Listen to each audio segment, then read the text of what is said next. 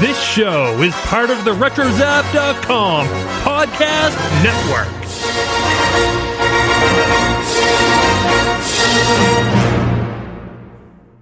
And welcome everybody to episode 45 of the Animaniacast.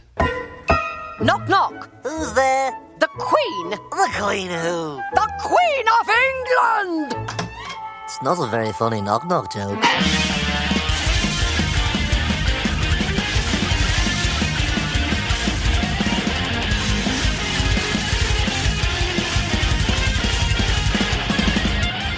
And welcome once again to the Animaniacast. We are the only podcast dedicated to the animated television series, Animaniacs.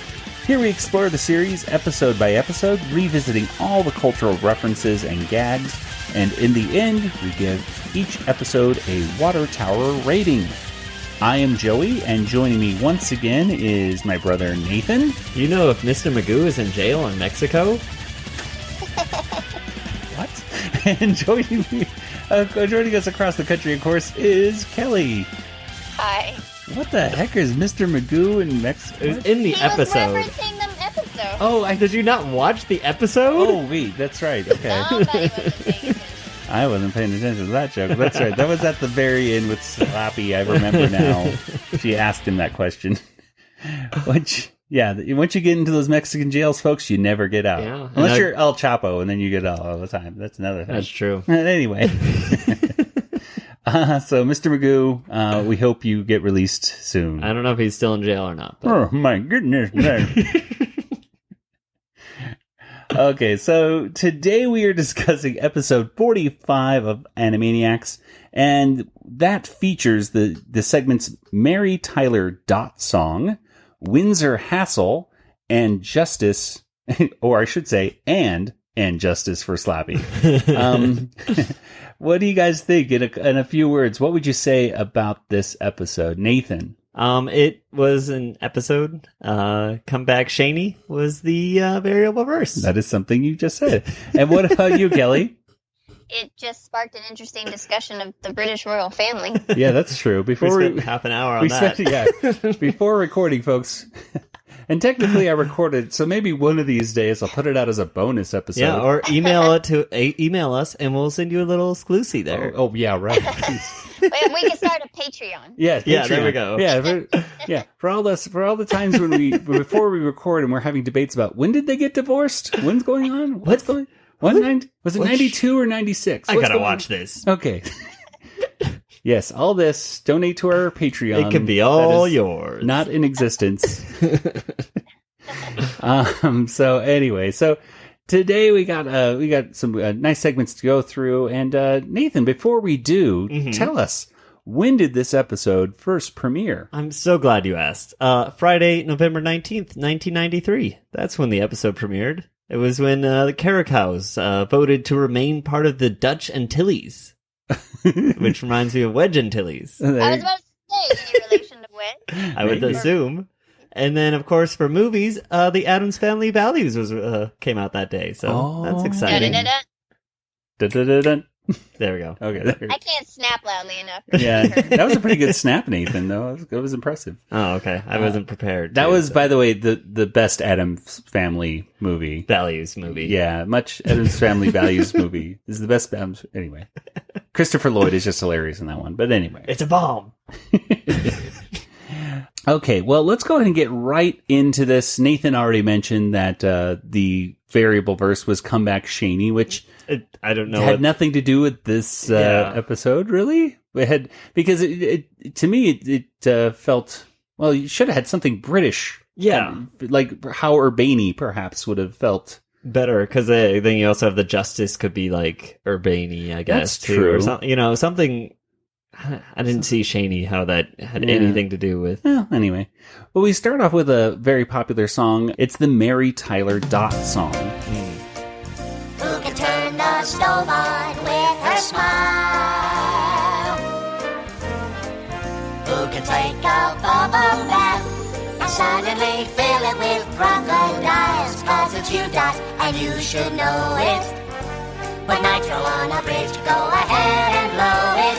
Mud is all around, I guess it's spring.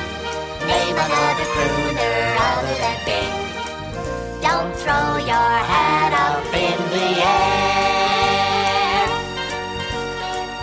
'Cause what might land is a frigid air. Dot. And the Mary Tyler Dot song, of course, is a parody of the Mary Tyler Moore theme. And it's a cute song. It gets stuck in my head from time to time.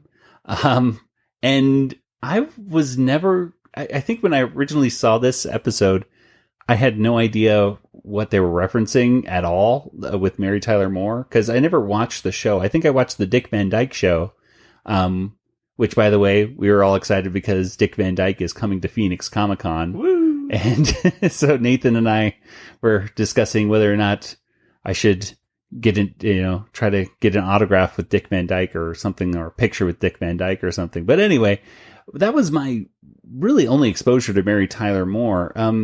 Nathan, you never watched the Mary Tyler Moore show, I've seen right? the opening credits where throw your hat in the air and then freeze. And yeah, no Frigidaire's land. It just freezes. Yeah, I didn't know what a Frigidaire was until I was just like, you mean refrigerator?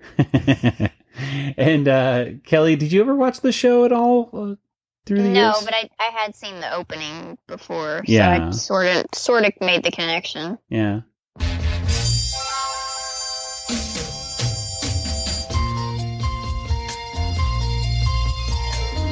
Who can turn the world on with her smile? Who can take a nothing day and suddenly make it all seem worthwhile? Well, it's you, girl, and you should know it. With each glance and every little movement you show it. Love is all around, no need to waste it. You can have it down, why don't you take it? You're gonna make it after all. You're gonna make it after all.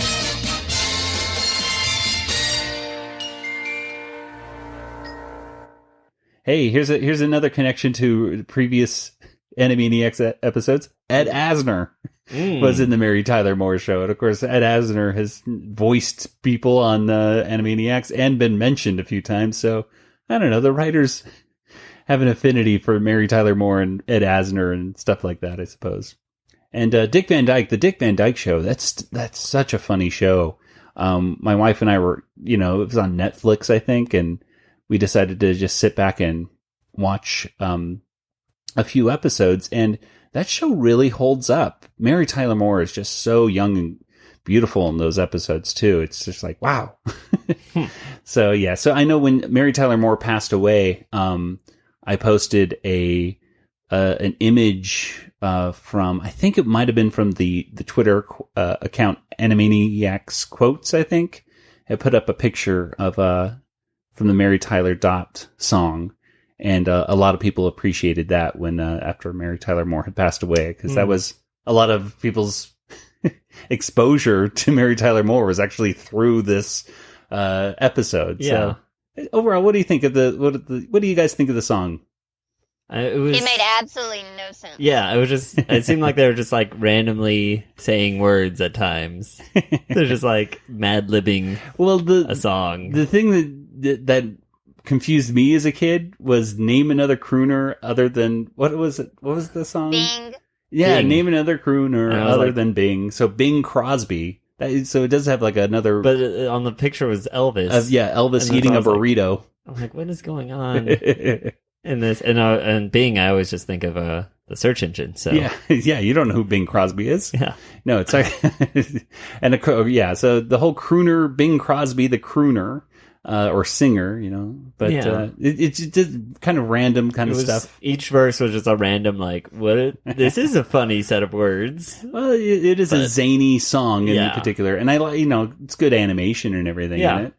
So it's just weird hearing Dot also singing about herself. Yeah, I'm like, why is Dot singing to Dot? Yeah. So interesting things about it, but I think it doesn't really tie to the rest of the episode, but still, I like the song. Mm-hmm. I heard it a lot more on the CD, but that's just me. So, Let's go ahead and get right into the first major segment, though, and that is Windsor Hassle.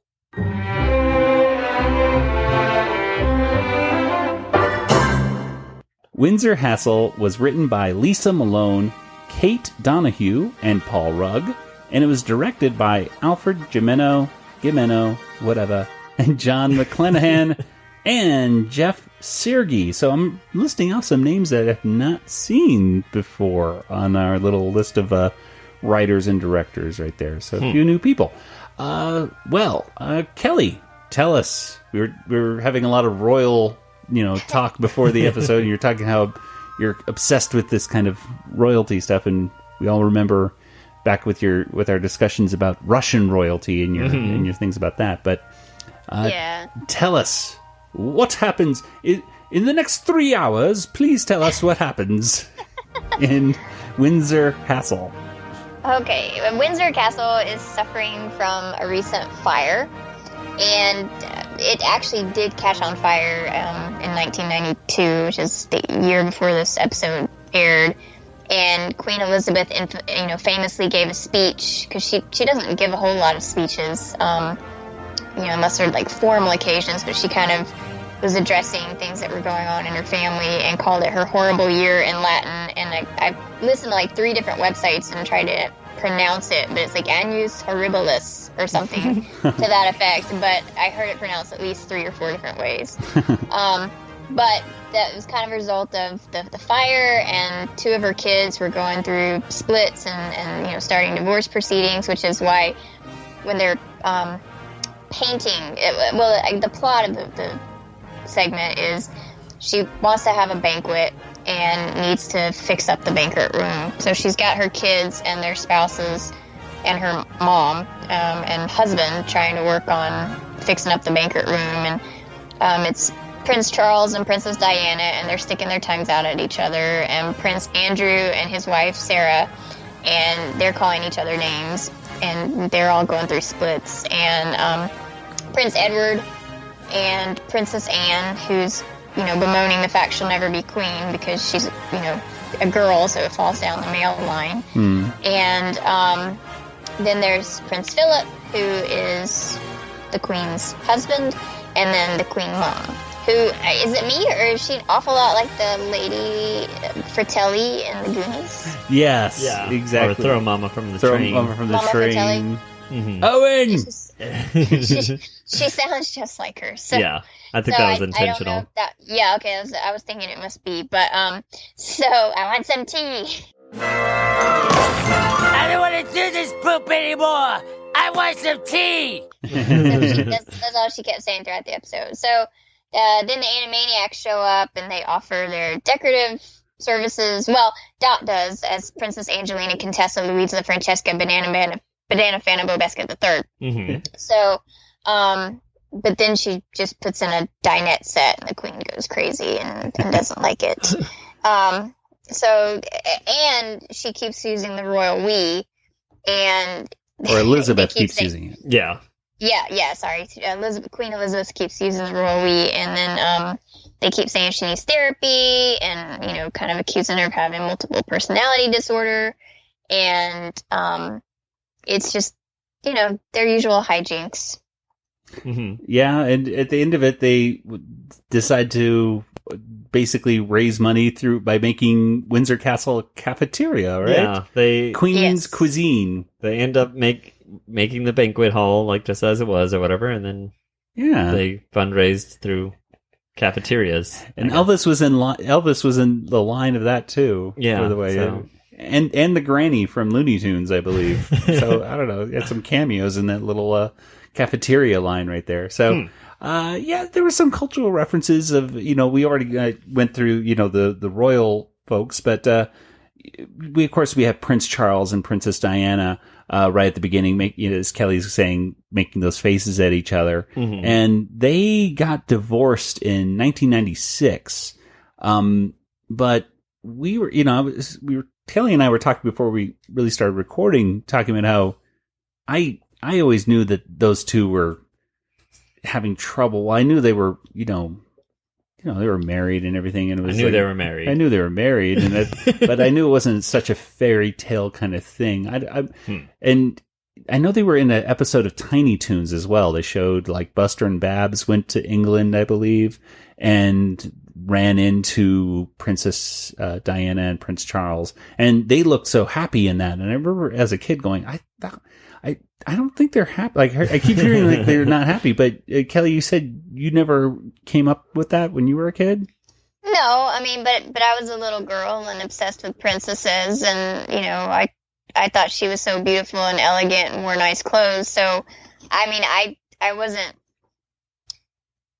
A lot of people could tell going back in hindsight, their body language and photos, and how Diana never looked happy and things like that. But, as a kid looking at their marriage from the outside, I never realized there were issues. Yeah. Well, I don't know. Maybe it's because my mom was like, would come home from work and would watch me. I seem to remember my mom was obsessed with Princess Diana and Prince Charles as well. And maybe because her parents got divorced, late, like after their 40th wedding anniversary, wow. that my mom was kind of obsessed with kind of like the relationships of these folks and whether it was going all right or not. And so I remember hearing from my mom like, oh, they're having trouble or something like that. I don't know, but this was like the pre-internet, pre-TMZ kind of thing. So I don't know. But obviously the writers knew they were having trouble. Otherwise they wouldn't have made them make faces at each other. Yeah, they do raspberries at each other. And we have Prince Edward, who I had no idea who Prince Edward was. I still don't know who Prince Edward is. Oh, he's the son of the Queen, one of the sons. He's the one that doesn't get much press. Yeah, he gets a lot of funny stuff in this one though. He gets a few lines. He gets more lines in this than he does in real life, I think. He gets talking about how he doesn't like to paint or whatever, and then later he talks about being Papagino or something in the Magic Flute. Mummy, look at me! I'm Papagano in the Magic Flute! And he ballets, dances away. So the Magic Flute is a Mozart opera. I looked that up, and so there you go. We have a Princess Anne, and then of course it goes to Prince Andrew and Sarah Ferguson, who separated in 1992. So again, they're having trouble in this time. Then also divorced in 1996. So it took them quite a long time to actually get divorced. And leading out the pack, as we mentioned, were Prince Philip, or that's Queen Elizabeth's husband, and the Queen Mum. So the Queen Mum actually lived until she was 101 years old. Really? Yep. Are you sure? So, yeah, very sure. Just looked it up. Oh, okay. So, and I remember when she passed. Yeah, that was a big thing. I mean, she was always I seem to always remember Queen Elizabeth having at least the media always kind of frames Queen Elizabeth as being very stuck up and everything, but Queen Mum always looked like the friendliest grandmother in the world, She always looked so friendly. In this cartoon, however, she did not look so friendly. No. She keeps saying, I want some tea. And you're right. She does sound a lot like the actress from Goonies and Throw Mama from the Train, and Scrooged was another one she was in, right? Especially with I'm tired of this poop, because that's something that she would say in Throw Mama from the Train, like, you clumsy poop. And I looked that up. I said, who does the voice? And I looked in the credits, and it was voiced by a guy named Mark Slaughter, who is actually a hair metal band guy. Oh, wow. And he was, I've heard of the band. I've listened to some of their music, but the band Slaughter was headed by Mark Slaughter right there. And I looked up some of his songs. I guess he wrote a few songs from like one of the Nightmare on Elm Street movies and stuff like that. He has a whole like Wikipedia page. Yeah, exactly. Mark Slaughter, there you go. He's a voice actor. He's done some stuff on Batman Beyond, and he's done some stuff for Animaniacs like the Queen Mum. So there you go. I actually just did a Google search for Jess Harnell and Slaughter. And they're interviewing Mark Slaughter on Shut Up and Rock On. And he started to do voiceover work, and he said, I met a talented voiceover artist named Jess Harnell. Jess is a great guy. He said, hey, what about this? And so he did it as a result of being friends with Jess Harnell. Oh, there you go. Well, Jess Harnell has his group, right? He's a metal group kind of thing, right? That's why I looked it up, because I was like, oh, there's a connection there, so. Well, Jess Harnell is totally, Rock Sugar. That's the group. There's people listening to us right now going, Rock Sugar, Rock Sugar. There are more. I dare say, when we were at Phoenix Comic-Con, and I was looking in the Jess Harnell panel, like half of them were Animaniacs fans, and half of them were Rock Sugar fans. Rock Sugar is such a cool hair metal cover group. It's like, and Jess Harnell just goes right into it. It's awesome. So that makes total sense. Thanks, Kelly, for looking it up, because I wonder if they were connected. And they asked him, do you have any favorite things you've done? He says, I did some stuff that was independent, but it never saw the light of day. But it was the kind of thing that never went as far. Probably Queen Mum was one of the better ones on Animaniacs. That was good.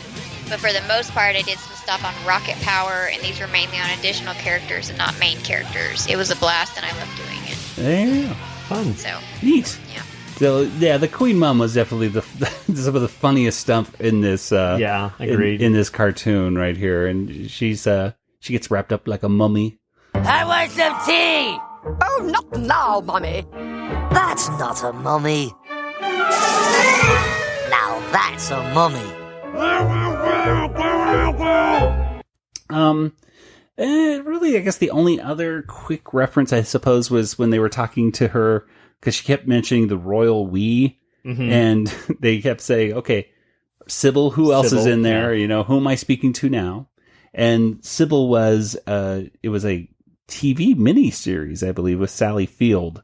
So here it is. Yes, Sybil is a 1976 two-part, 3.25 hour American television miniseries starring Sally Field. So there you go. She's an American treasure. Multiple personalities. What do you guys think? What are some of your favorite moments in this one of Windsor Hassle? I liked the John Cleese narrator character. Yes, he was fun, and and it was honestly, it was one of those times where I was like, if I didn't know any better, I would know. I would think that's just John Cleese, right there. Yeah, it sounded really good. For the next 3 hours, we'll examine this restoration. We'll find out how it was done. We'll explore. All right, fine. We'll just see a silly little cartoon about the whole thing. Wretched, snotty little children. And now, the cartoon. And of course, he was voiced once again by Jeff Bennett, who did the Prince in this episode. No, he did the Prince's voice also? Prince Edwards. Oh, okay. But he did the voice of who's the candy guy? The Candy Man. No, you're talking, remember back in episode? Flaxseed. Flaxseed, yeah. So that was another time where I was like, oh, is that John Cleese? And nope, it was him. So if I hadn't known any better, I would have thought that's John Cleese doing the thing. It starts very Monty Python-ish. He looks almost identical to John Cleese in Monty Python as a narrator. In fact, then they do the whole, and now the cartoon. And they play the Monty Python's theme right there. Kelly, any things that stood out for you? Some... Yeah, I thought it was funny when she said we are not amused. Mm-hmm. That was sort of an insider reference. It's a quote famously attributed to Queen Victoria. And there's sort of a running gag on the Doctor Who episode Tooth and Claw when Rose tries to get Queen Victoria to say we are not amused. And so she's trying to do it the whole episode. Because it's considered, this quote, but there's no historical proof that she ever said that. It's just one of those things. I guess it's an early pre-internet version of a meme that somebody just kind of stuck it with her, and then you continue down through history that's what Queen Victoria said. So can't escape it. Cool. And Nathan, let's see, anything else that you thought? I liked when the mom came back, the Queen Mom at the very end, and gets an anvil dropped on her head. Yeah, that was Just kind of random. That was after commercial yeah, break, it comes I think, back too. for commercial break, just like almost as if you're going to start the whole segment over again. Well, the next 3 hours. Yeah, that was probably one of my things that got me, that made me laugh, was the next 3 hours and just the callback at the end with, how did this happen? How did they make this? What were the franchise rights in the next 3 hours? Yeah, I particularly like that. It was, overall, I thought it was a cute cartoon, not one of the standout ones, perhaps. Yeah, it's not very quotable. There's not a lot of quotable lines in it. Yeah, it would have been nice if they sang a song or something, perhaps. Yeah. I don't know. But it was nice to see caricatures of people of the royal family and just to kind of take a look back at those folks, because they were important back in the day. All right, Sybil, who am I speaking to now? We insist that you stop this. You people are crazy. Look who's talking. All right, well, before we move on to our next segment, let's go ahead and do a quick commercial for TeePublic and the Animaniacast store over there. And, of course, you can hit up our TeePublic store by going to teepublic.animaniacast.com, and you'll see a ton of different designs that are Star Wars related, Animaniacs related, Looney Tunes, Freakazoid, Pinky and the Brain, Tiny Toons. Gosh, it's just a bunch of different kind of designs that we just kind of thought are kind of cool. TeePublic basically has a rich assortment of mashup designs from artists throughout the world. And let's go ahead and figure out which designs we picked out for this week. So, Nathan, why don't you go first, because I'm looking right at you. Yeah, I got it. So I pick Tiny Rick Adventures, which is an homage to the Rick and Morty TV show and a mashup to Tiny Toon Adventures. So it's just Tiny Rick inside going, yeah, like rock and roll symbols. And yeah, it's done by Wolf Kurzmark. Oh, very nicely pronounced. Yep, that's how he pronounces it. And Kelly, what about you? What design do you have for us? I have another teacup t-shirt design based on the Mad Tea Party ride at Walt Disney World and other parks. It's actually, I think, most, if not all, the Disney theme parks across the world. But this one's called Teacups T-shirt, and it's a design by Dreamers Design Co. And it's kind of simple. It's got the 4 teacups in various colors on it, with some of the designs that are actually based on the ride. It looks more like, looking at the floral designs, I think it's more based on the Disneyland teacup ride rather than Disney World, because that has the swirls. I'm just saying, because I'm obsessed. So, because I actually know that, like, I can look at a picture and know exactly, which park it's from. So I think it's really pretty. It comes in lots of colors, and I ordered it in blue. Very cool. And as for me, I am recommending The Brain, Le Petit Concurrent. I believe I'm pronouncing that correctly, but it's basically the brain on top of the world, and it basically looks like The Little Prince, the story of The Little Prince, the cover where the Little Prince is on top of his little planet, and except it's the brain right there on top of Earth. And I don't know French or anything like that, but it looks totally cute, and underneath it says, I believe it says in French, it's time to take over the world, I believe. So it's super cute. Available, like all these designs, what I like is that you can get them not only in tons of different colors, so if you don't like the default color, you can always change it to whatever you want to. But there's all these different things you can get it. You can get them the shirts. Different styles of shirts, and then different everything else. Yeah, mugs and phone cases and stickers, which are only a couple bucks. So that's cool. But yeah, this particular one is by Ideas con Patatas. So potatoes with ideas. Potatoes. Ideas with potatoes. I don't know. You say potatoes, I say patatas. So go ahead, and once again, you can see all those designs and more by going over to teepublic.animaniacast.com. And thank you again to TeePublic for your support Okay, well, let's go ahead and go over to our next segment and the last big segment of today's episode, which is And Justice for Slappy.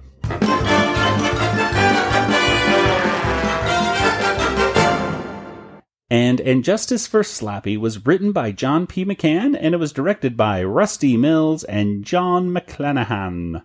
And Nathan, what particularly happens in And Justice for Slappy? Cue Law and Order theme song. So, yeah, that's pretty much it. I mean, the actual story was Walter T. Wolf is basically coming with a catapult, and he's gonna do this whole elaborate thing with throwing bees into her house, and then she runs out and then gets gets caught by a rope, and then he's gonna hit her with a catapult, and then that's but it all backfires on him, right? So basically, she just turned it around on him, and then added dynamite, to pull him up to little bitty pieces or whatever she says. So yeah, she was for the record, she was accused with assault with intention to squash. I believe. So when it comes to references to other stuff, well, first of all, right away, they're bringing up Urkel once again. Yeah. This is an outrage! I can't believe they're giving this Urkel kid a Golden Wombat Award. He's never even done a spit take. And of course, we all know the Animaniacs impression for Urkel is... You got any cheese? You got any cheese?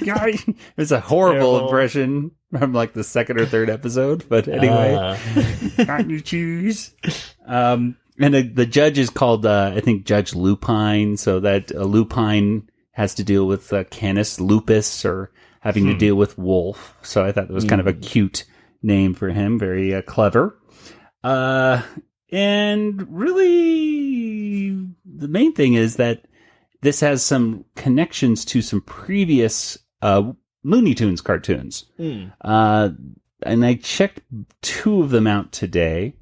One of them is called The Trial of Mr. Wolf, and that's like from 1942, I believe, here.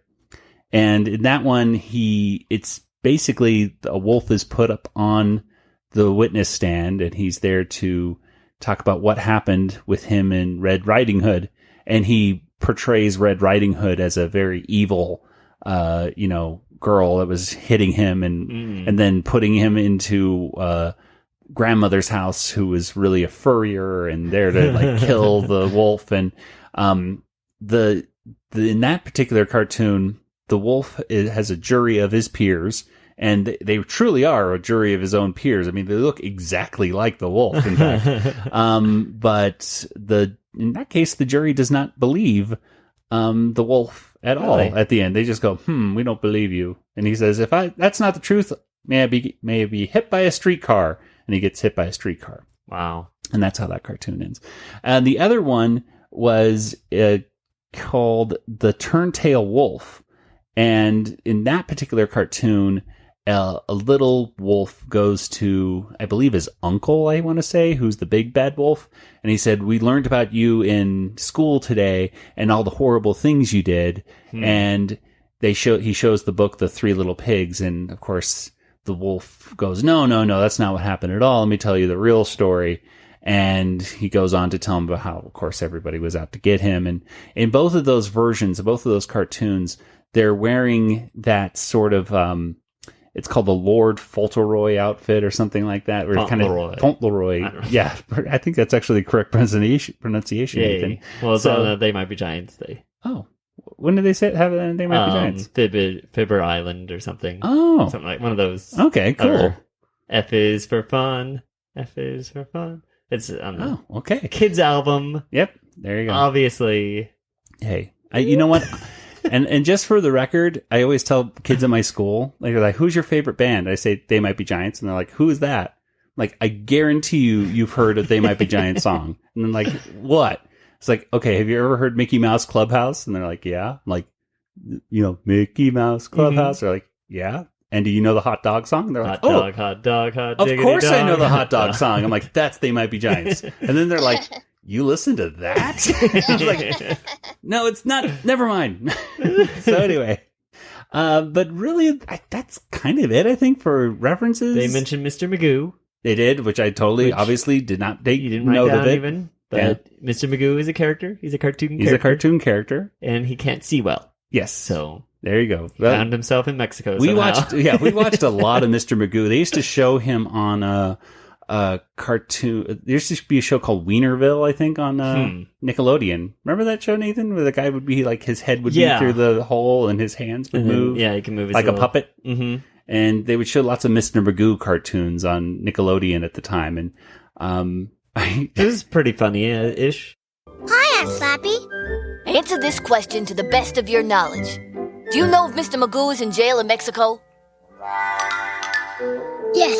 Oh, that's too bad. I always wondered what happened to him. No further questions here. But that's it for references. But what do you guys think? Any cute moments in this particular, cartoon?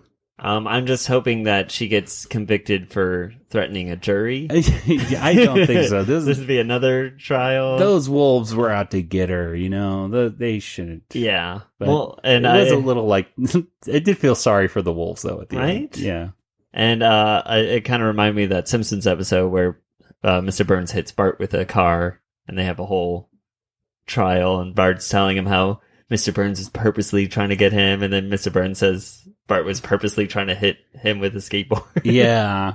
So the whole variations of the story. Yeah. Which, by the way, I was surprised that in that original 1942 cartoon, I was expecting to be, back and forth between this is what the wolf said and this is what Little Red Riding Hood said. And I don't think there was. I think it's just what the wolf says. I mean, to be fair, to be honest, folks, I kind of skipped through like some of it. Like, I get the idea here, but it's basically 7 minutes of the wolf just telling his side of the story and not showing the Little Red's version. But so that was different. Kelly, what about you? Anything that you liked about this Slappy cartoon? I thought Skippy was really cute in it, and when he was giving his testimony, he was just so sweet and innocent, and you just knew the wolves had to believe him. Yeah, they were all asleep though. Yeah, that's true. I did like the part where when Skippy has his version of what Walter looks like, he's like a devil wolf, and when Walter has his version, Slappy looks like the devil. Yeah. And I like how Slappy looked. I like their green eyes. Those green eyes are so green. They're like glowing, and you don't even see the pupils until like a closer up shot. Close-ups. Yeah. And she has a devil tail, and Walter Wolf, you miserable do-gooder! Good morning, Slappy. I brought you yummy cakes that will snap you out of your foul mood. Look at your feet. What's the meaning of this, my old friend and associate? I'm gonna get you, Walter. You know why? For no good reason at all. That was cool. And just how her house was like smoking and looked like this evil like castle Grayskull of a house or something with smoke coming out of it. Mordor. Yeah. So I don't know, some cute stuff there. Overall, it was cute. It wasn't one of the best Slappy cartoons, I suppose, but it's cute. Bumby's mom's better, but oh yeah. Well, really, you don't say. No, but it's hard to top that one. But it was cute. It wasn't one of the best, but it was certainly not one of the worst, I think. No. Yeah. So, well, if we have nothing else to say about those ones, let's head on straight to the most important morality that we ever have on the wheel of morality. It's that time again. To chew a bad time? To waste our lives? No, it's time to learn the day's lesson. And today's moral makes me laugh every time I think about it because it's so ridiculous, is possums have pouches like kangaroos. And then Yakko just looks and just goes, I don't get it. Yeah. Like, why is this so moral? And a lot of times they'll do comments after that, but no comments. None of them say anything about it. Yeah, they just go, yikes. So, and they did have some cute comments. Like, I think Wacko had another one of patting out the show or something like that. Which again, this is, the writers have admitted that this is the sole purpose of Wheel of Morality, other than a quick gag, is to say, we have a minute and 30 seconds left. Yeah, we got to pad this out. I don't know. Not one of the best Wheel of Moralities, but any thoughts on that one, guys, before we move on? It was pretty good. No. Yeah. They do. By the way, hey, have you ever seen a possum in real life, Nathan? No. I bet Kelly has, right? Why? Because I'm in the South. Yeah. Are you stereotyping? Maybe a little. I've seen armadillos. I've never seen an armadillo. But I probably have. Like I've seen a lot of roadkill. I've seen a possum in real life. An opossum or an opossum. Okay, see, I don't know. And I saw it over in all places Disneyland, which I didn't know possums lived in Anaheim. I thought they were only in the South. Are you sure it wasn't an audio animatronic? Pretty darn sure. I was in line at the Matterhorn, and we just looked to the right, and usually they have like these, feral cats that live in Disneyland that take care of the mice and stuff. But I looked to my right, and there's a white possum just kind of walking through the bushes right next to people waiting in line, and people kind of freaked out when they see this huge rat-like creature. But yes, it's true. They have pouches. I should have yelled out, "It's okay, everybody. They have pouches like kangaroos." So next time you see that possum, don't be worried. Don't be worried, folks. They're just like kangaroos, except they look like rats. Giant, mean rats. Well, rodents of unusual size. Yes. I don't think they exist. Well played.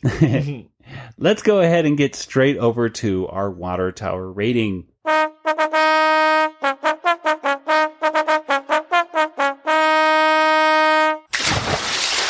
So what do you guys think? Out of 5 water towers, how many water towers would you give this episode? Kelly, we'll start with you. Ooh, I think I'll go with 3. Mm-hmm.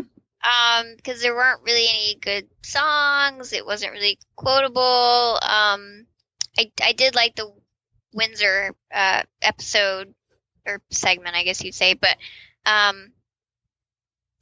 it wasn't as fun as a lot of other episodes when they meet historical figures and famous people and things like that. And there just wasn't a whole lot to take from it. And so it was okay, and then I didn't think this Skippy Slappy segment was terribly funny. It had moments, but nothing remarkable. So okay. 3.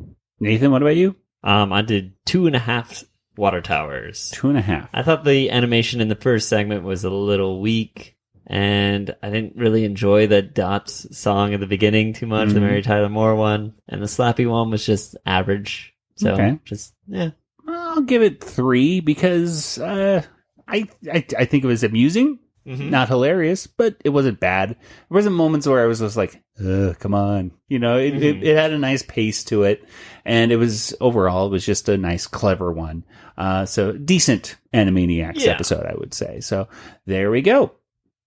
Well, before we get to our Twitter poll results and stuff like that, I think it is time, ladies and gentlemen, for another Kathryn Page Rundown. No. That's right, Kathryn Page. Kathryn Page was the assistant to Mr. Tom Ruegger during Animaniacs run, and, well, every 15 episodes, we decide to go through and mention all the different gag credits that Kathryn Page has, because otherwise it's just kind of like one little joke and that's it. But what's a lot more fun is mentioning 15 at a time, and then Nathan gets to just with his own sound effects and with his magic man of a million voices. Yes, right here we'll act out a symbolic thing to represent each Kathryn Page credit. So here we go. Are we ready, Nathan? Getting my mouth red. Okay, here we go.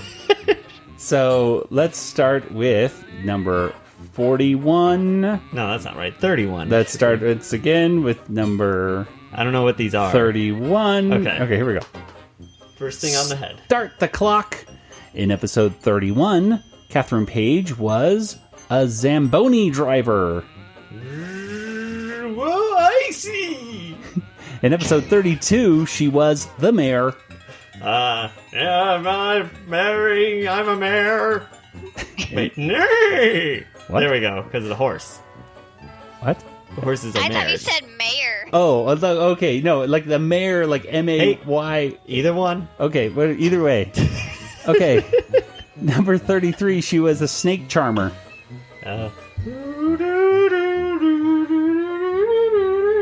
Right? Yep. Good. Number 34, she was a fire eater. My tongue's on fire. That was the sound of that. Number 35, she was extremely confused. Huh? Number 36, she was the tooth fairy. I'll give you some money. Number 30. All right, she's giving out more money. I'm sorry. Number 37, she was an acrobat. Oh no, the Grayson family. Number 30. That was the next one. I was like, Okay, no. Robin. Number 38, she was. It's pretty much the same thing, Nathan. Contortionist. All right. Yeah. Oh my gosh, Nathan, how are you doing that? Can I get off now? Yeah, you can do that. Okay. Number 39, she was a matador. Hooray! Number 40, she was a defensive tackle. All right. Football. Number 41, she was Mrs. Claus. Where is my husband, Santa? Number 42, she was Okay. I'm sorry. Number 42, she was insincere laughter. Number 43, she was the ferret tamer. And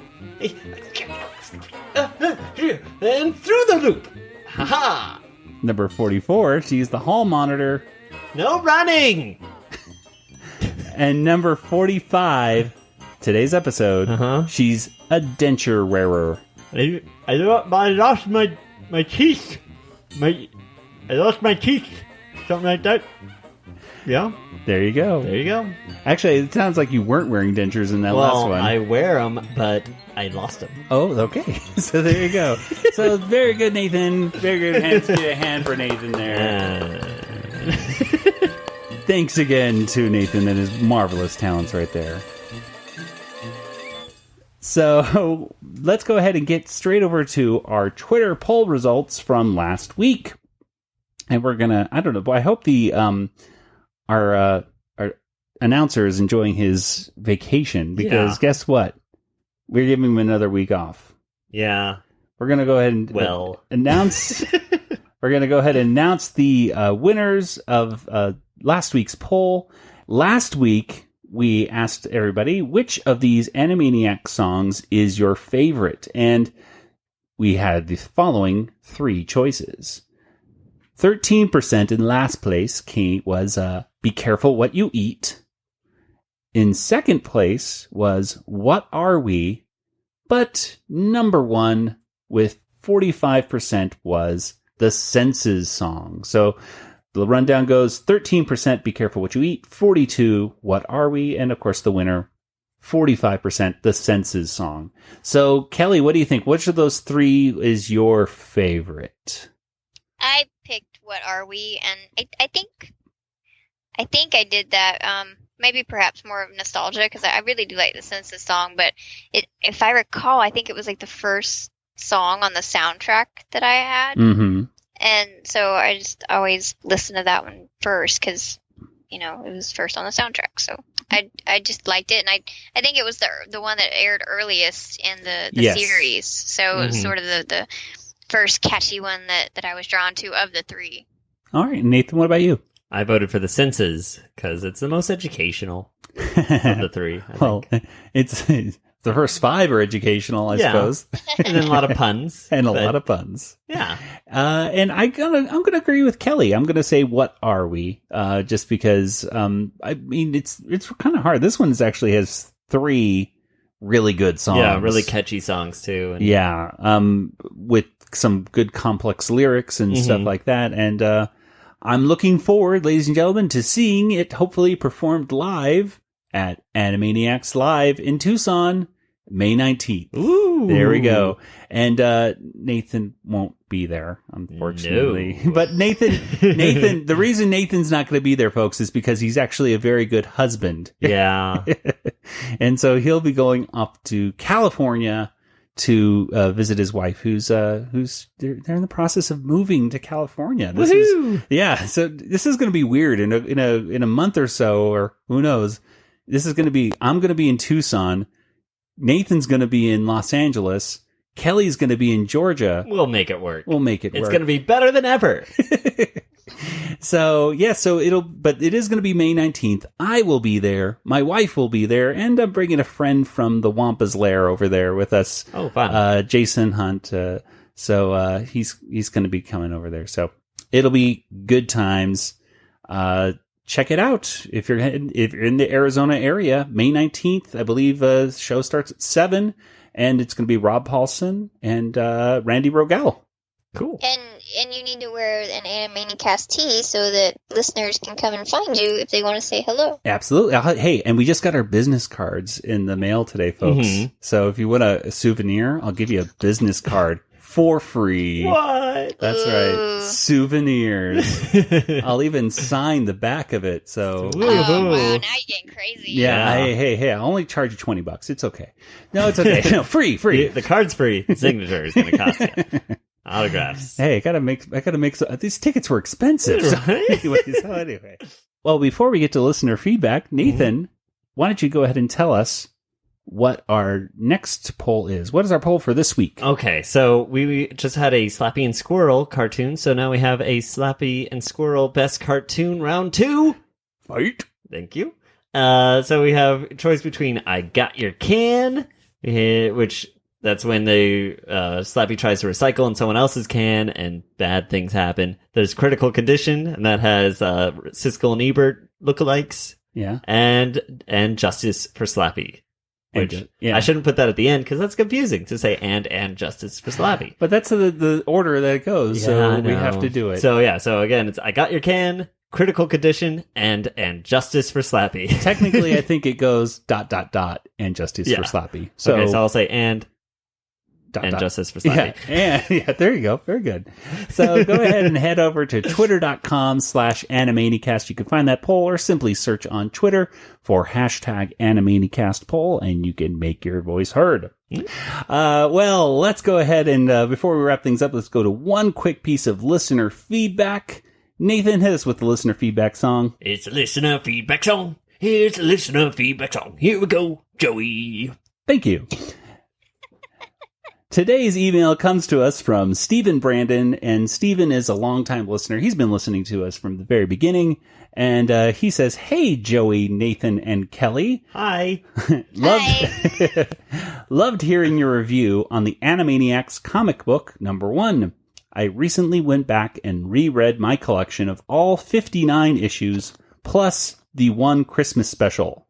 If you plan on doing more podcasts of the comics, which I think we've gotten some good commentary on it. So unless we start hearing some negative comments on it, we probably will. Unless you hate it. So if you hate it, make sure you let us know. And we'll tell you either, okay, we won't do it, or okay, don't listen to episode number whatever, so you can avoid that one.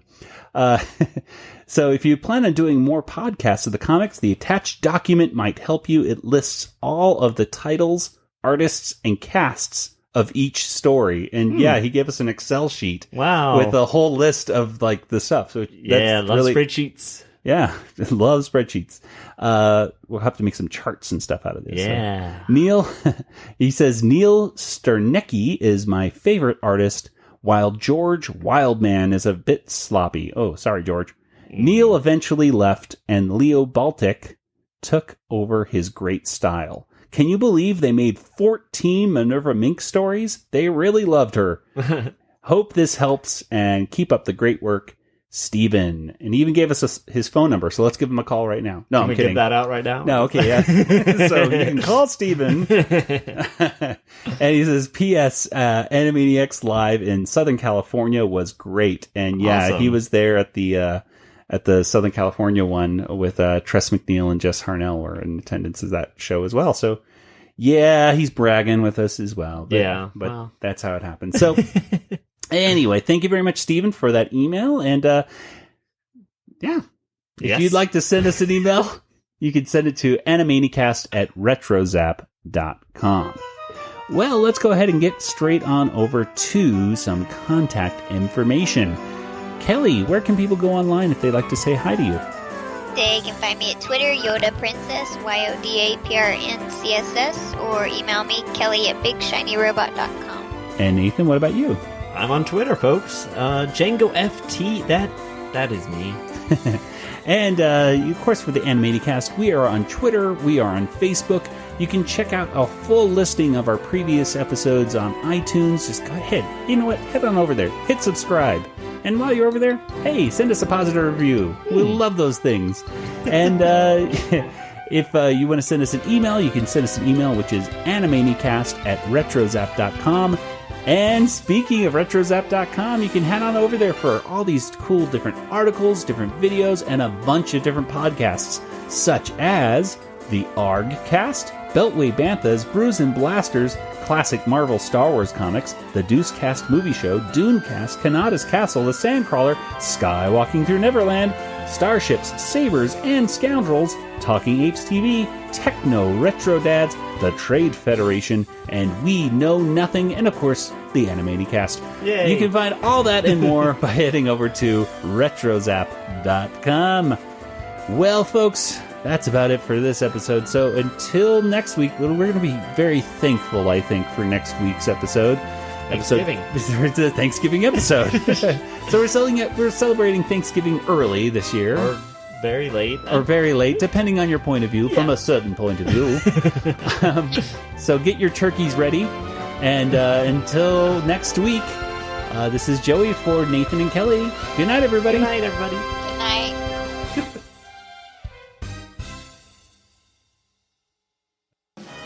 This podcast is not endorsed by Warner Brothers or Amblin Entertainment and is intended for entertainment and information purposes only. Animaniacs, the Warner Brothers logo, all names, pictures, and sounds of the Animaniacs characters or any other Animaniacs-related items are registered trademarks and or copyrights of Warner Brothers, Amblin Entertainment, or their respective trademark and copyright holders. All original content of this podcast is the intellectual property of the Animanicast unless otherwise indicated. I still want my tea!